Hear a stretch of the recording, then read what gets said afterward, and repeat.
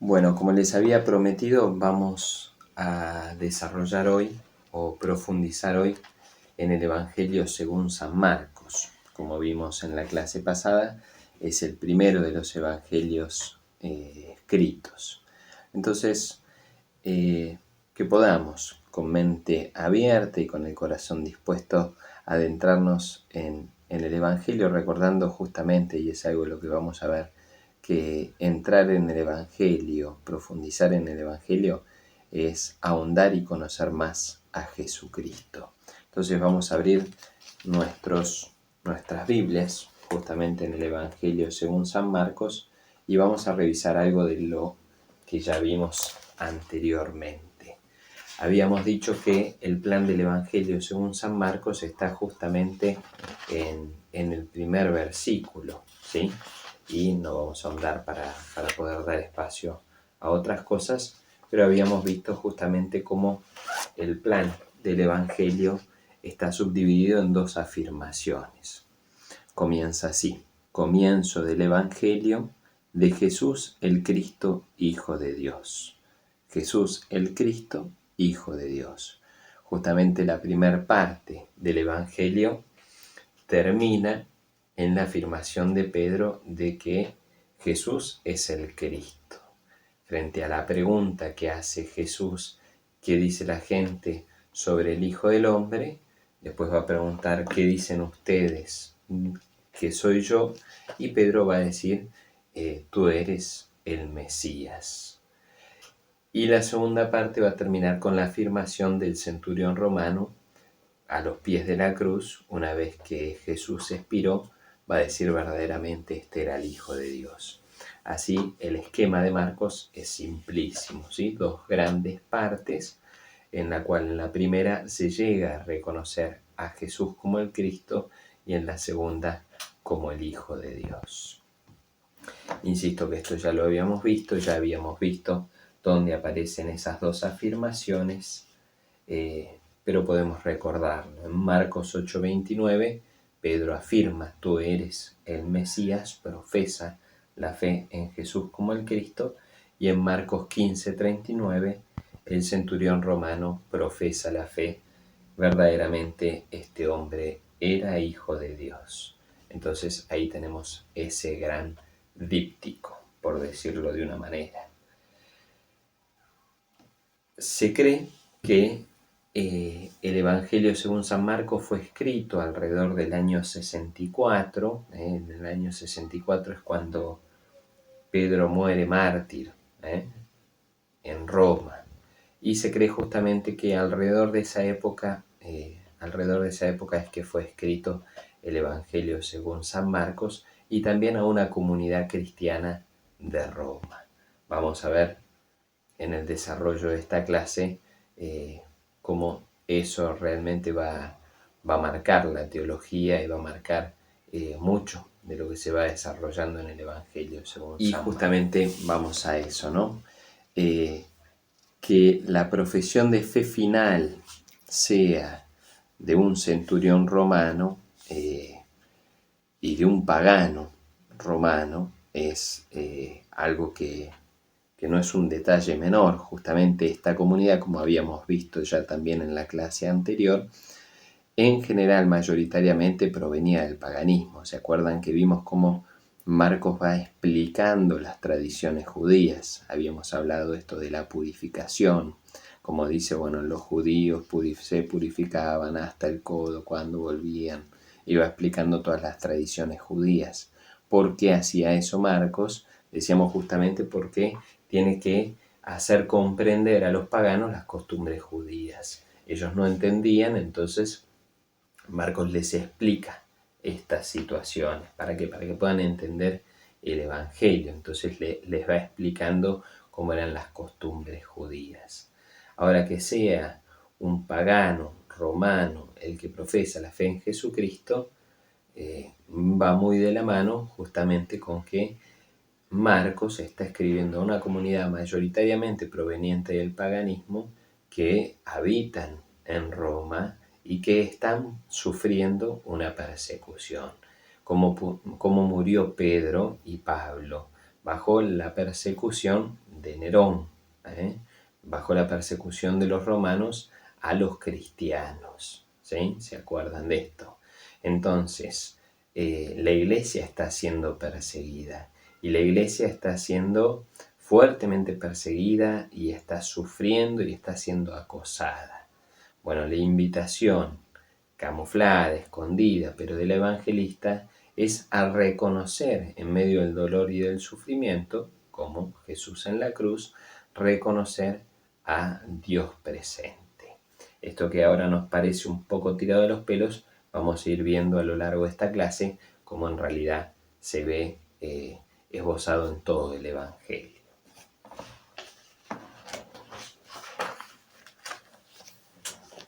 Algo propio del Evangelio según San Marcos es la identificación del Evangelio con Jesús mismo, con la persona de Jesús.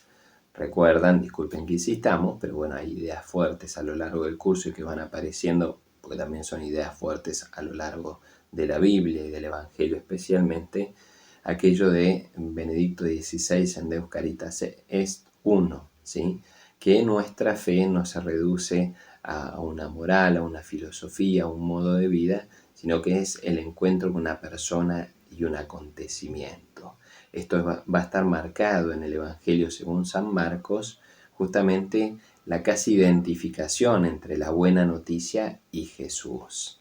Tal vez es hilar muy fino y vamos a algo lingüístico, pero el Evangelio comienza diciendo comienzo el Evangelio de Jesús. Ese de Jesús en griego sería un genitivo. Cuando es de algo se le dice genitivo. Recordemos que el griego, el latín, utilizan casos, acusativo, genitivo, nominativo. Insisto, tal vez es hilar muy fino. Pero hay toda una discusión si ese de Jesús es un genitivo objetivo o un genitivo subjetivo. Voy a explicar, no se asusten, ¿sí? ¿Qué quiere decir esto de genitivo y genitivo objetivo o genitivo subjetivo? Si yo dijera vamos a comer una tarta de manzana, todos sabemos y entendemos que lo que yo estoy diciendo es que vamos a comer una tarta hecha de manzanas, del objeto manzana. Nadie va a pensar que hay un sujeto llamado manzana que hizo una tarta. No, todos entendemos que vamos a comer una tarta del objeto que es la manzana, hecha con ese objeto.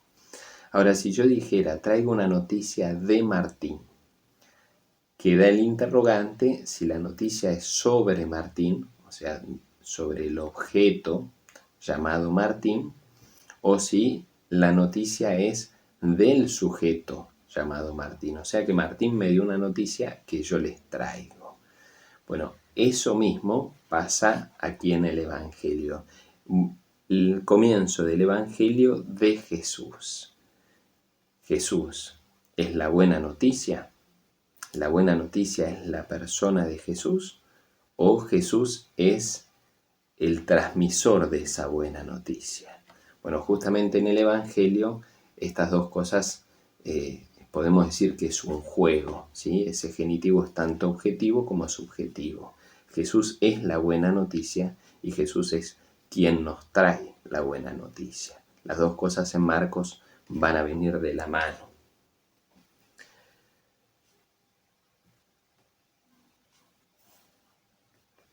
Algo muy importante también en el Evangelio según San Marcos, voy como tirando tiros en el aire, después los vamos a unir un poco todos, ¿sí? Son cosas aleatorias, pero vamos a ver que al final no es tan aleatorio. Algo muy importante en el Evangelio según San Marcos va a ser la dimensión oculta del reino, ¿sí?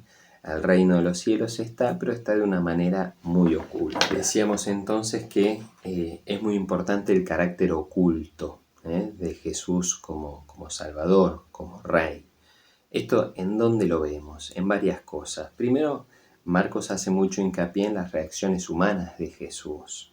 Por ejemplo, Jesús se indigna, Marcos 1:41, se indigna y se entristece, 3:5, se enoja, 10:14, tiene hambre, 11:12, no sabe ni el día ni la hora cuando le preguntan sobre el día y la hora en que vendrá la salvación, 13:32, siente espanto, abatimiento, cae en tierra, en la pasión, las caídas de Jesús. Grita su situación de abandono en la cruz, 15:34, Eloí, Eloí, lama sabactaní, Señor mío, Dios mío, Dios mío, ¿por qué me has abandonado? Aparentemente, Jesús fue un fracaso, ¿sí? De hecho, recordemos, ¿cuándo es que el centurión lo reconoce? En la cruz, cuando muere, cuando expira, ahí se lo reconoce. Jesús explica en parábolas y dice explícitamente que explica en parábolas para que el pueblo escuche pero no entienda. 4:10 al 12 y 4:33 al 34. Que es una situación rara porque lo siguen pero no entienden. Y de hecho hay algo muy impactante en el Evangelio según San Marcos, que al principio lo sigue una multitud, pero poco a poco lo van dejando solo hasta el punto de morir solo en la cruz. No son solo los apóstoles que lo van abandonando, sino que la multitud comienza a dejarlo. Vamos a ver algunas de estas reacciones. Los que presencian un milagro se confabulan para matarlo. Marcos 3:6. En vez de admirarse el milagro, se confabulan para matarlo. Sus parientes salen a buscarlo porque piensan que está fuera de sí, que estaba loco. Marcos 3:21. Los escribas dicen que está poseído por un demonio. Los discípulos le reprochan. 4:39. Los discípulos no tienen fe. 4:40, 6:52, 8:17 al 21. Repito, los propios discípulos no tienen fe. La gente se burla de Jesús. 5:40. Los que lo conocen se escandalizan de él. 6:3. Incluso, ¿sí? Recordemos en la pasión, tres veces mientras Jesús rezaba, va a buscar a los apóstoles, a esos tres que estaban más cercanos, y las tres veces están durmiendo. Ni siquiera ellos pueden acompañar a Jesús y hacerlo bien. No pueden ver en Jesús nada como magnífico, nada extraordinario. De hecho, en la muerte de Jesús, lo único extraordinario que hay es que el velo del templo se corta. A diferencia de en Mateo vemos varias cosas extraordinarias cuando Jesús muere.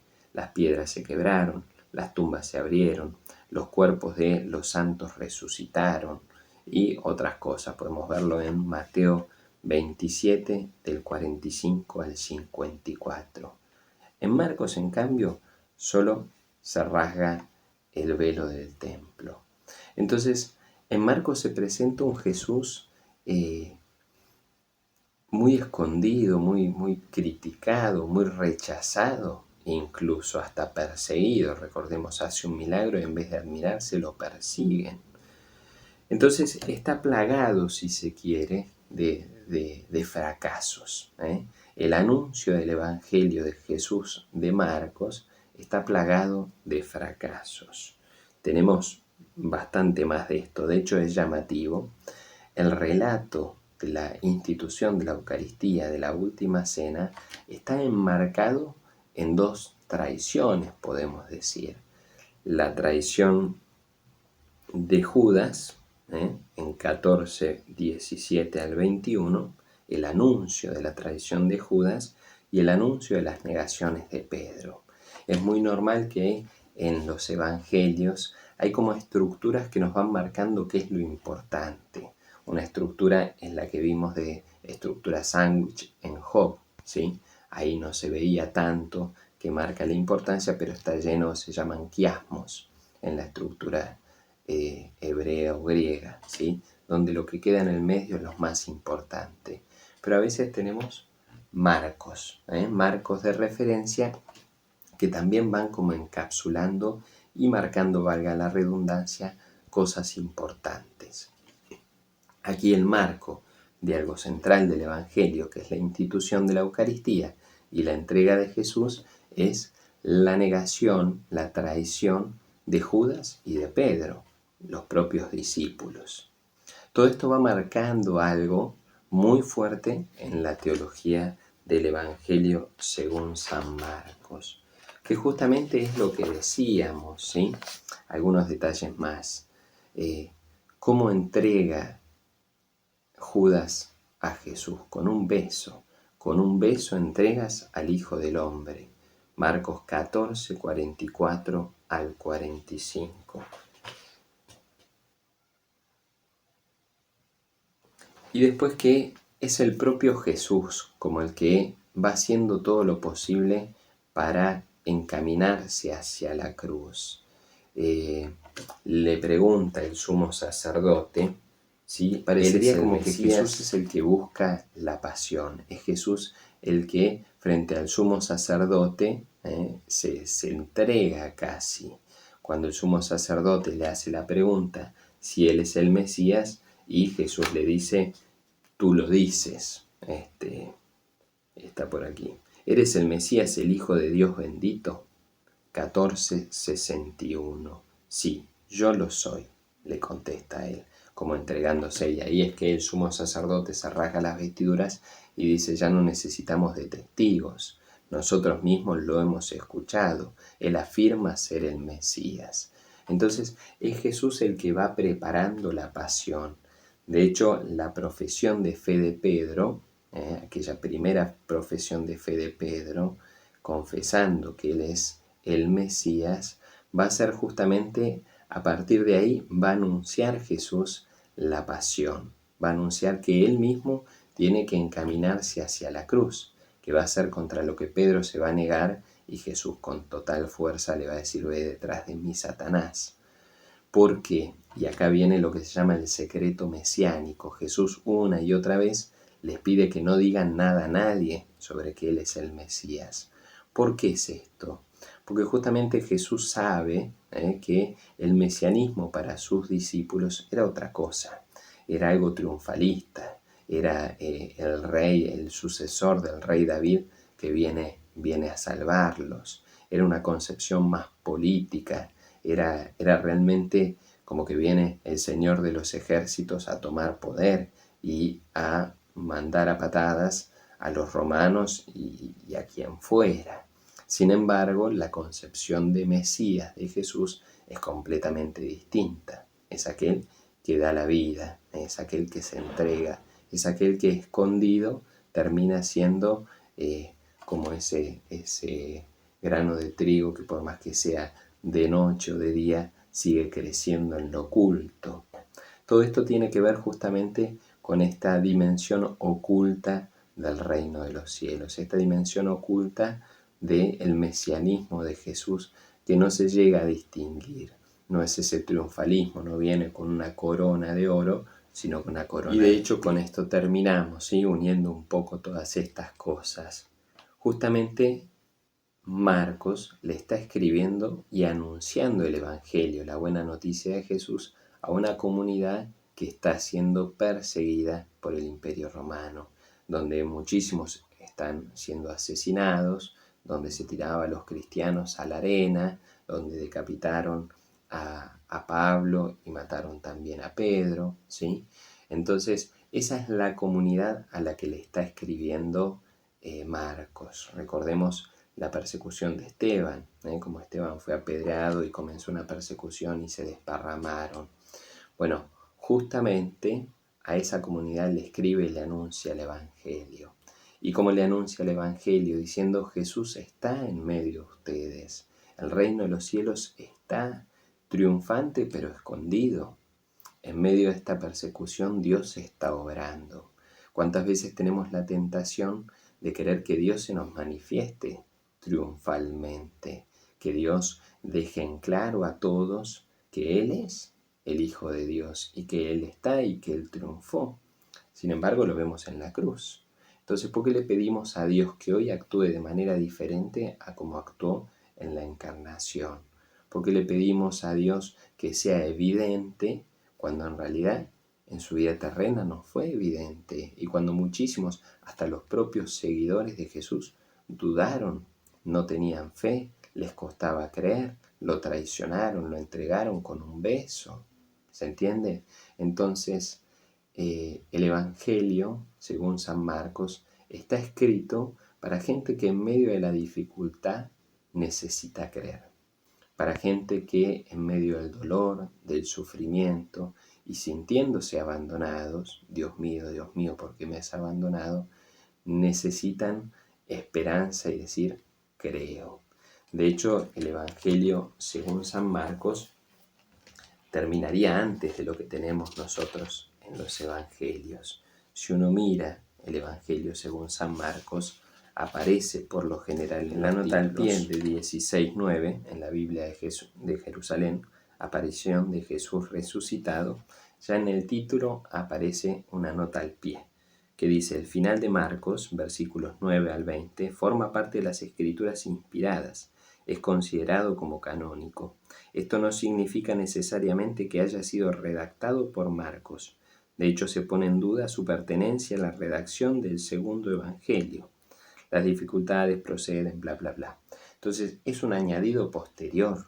El evangelio según San Marcos termina en realidad con el sepulcro vacío, con Jesús resucitado, pero el sepulcro vacío. No hay una evidencia de la resurrección.